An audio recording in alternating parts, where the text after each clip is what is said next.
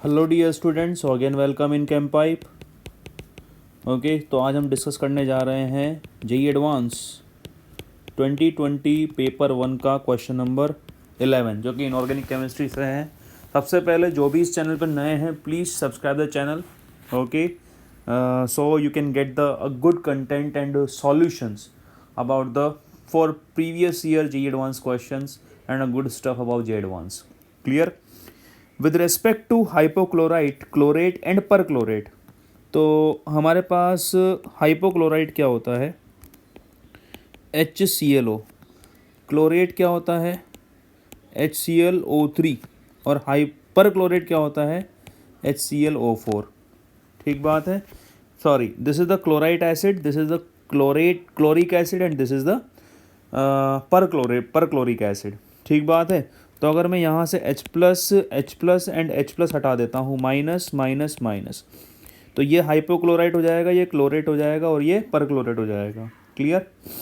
चलिए तो शुरू करते हैं। एक एनायन एब्सेंट है, Cl O2-, ये होता है क्लोराइड। थोड़ा सा मैं इसके बारे में बता देता हूँ। देखिए, जैसे कि HClO, HClO2, HClO3 and HClO4, ये हमारे पास क्लोरीन की +5 +7 +3, this is the chlorine. Okay, and this is +1। ये हम मानते हैं क्लोरीन की हायर ऑक्सीडेशन स्टेट। खैर हाईएस्ट तो +7 होती है। तो जो higher acid in higher oxidation state, तो उनके पीछे लगाते हैं अपन suffix ic. Lower oxidation state के पीछे लगाते हैं अस। अगर हायर से भी और हायर हो जाए तो लगाते हैं एक प्रीफिक्स पर और सफिक्स इक। ठीक बात है।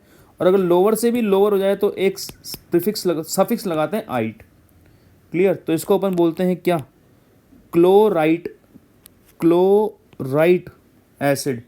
इसको बोलते हैं क्लोरस एसिड। क्लोरस एसिड इसको बोलते हैं अपन क्लोरिक एसिड, और इसको बोलते हैं पर क्लोरिक एसिड। क्लियर? तो इसके एनायन का नाम हो जाएगा क्लोराइट, इसके एनायन का नाम हो जाएगा क्लोरेट, इसके एनायन का नाम हो जाएगा हाइपोक्लोराइट, इसको बोलते हैं हाइपोक्लोरस। ओके, तो इसके एनायन का नाम हो जाएगा क्या? हाइपोक्लोराइट। इसके एनायन का नाम हो जाएगा क्लोराइट, इसका क्लोरेट एंड इसका परक्लोरेट। तो चलिए शुरू करते हैं यहाँ पर। सो this is the hypochlorite ion is the strongest conjugate base. तो अगर इनके एसिड की बात करते हैं तो HClO, HClO3, HClO4। तो यहाँ पर जितनी ज़्यादा ऑक्सीडेशन स्टेट इंक्रीज होती है, +1 +5 एंड +7, एसिड की स्ट्रेंथ उतनी ही ज़्यादा होती है। तो इनके जो कंजुगेट बेस होंगे, हमने पढ़ा है स्ट्रॉन्ग का कंजुगेट वीक होगा, वीक का कंजुगेट स्ट्रॉन्ग होगा। तो ये वीकेस्ट है तो इसका कंजुगेट क्या होगा? स्ट्रॉन्गेस्ट होगा। ठीक बात है। तो हमारे पास A will be the correct option. बोल क्या रहा है? The molecular shape of only chlorate ion, मतलब ये chlorate ion is influenced by the lone pair of the electrons of Cl। सही बात है। यहाँ पर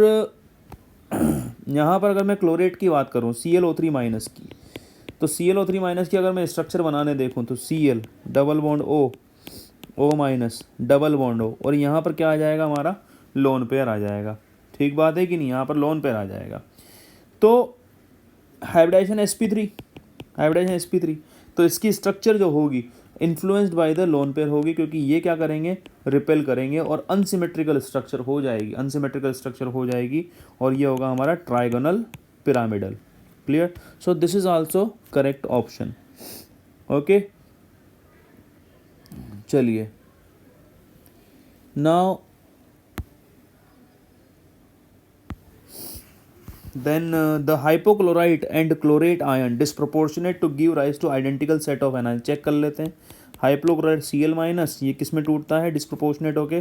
डिस्प्रोपोर्शनेशन का मतलब है सेम एलिमेंट का ऑक्सीडेशन और उसी एलिमेंट का क्या? रिडक्शन। ठीक है। चलिए नाउ, तो इसको हम क्या बोल देते हैं? Cl- एंड ClO3-, तो ये डिस्प्रोपोर्शनेट हो गया। यहाँ पर +1 -1 एंड दिस इज व्हाट? +5, तो ऑक्सीडेशन भी हो रहा है, रिडक्शन भी हो रहा है Cl का।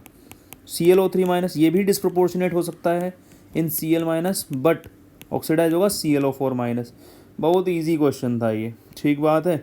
तो ये सेम सेट ऑफ एनायन नहीं दे रहा है भाई, अलग अलग यहाँ पर क्या मिल रहे हैं हमें, एनायन मिल रहे हैं। हाँ, Cl माइनस सेम मिल रहा है, but ClO3 minus ClO4 minus दोनों अलग अलग हैं, तो दिस इज रॉन्ग।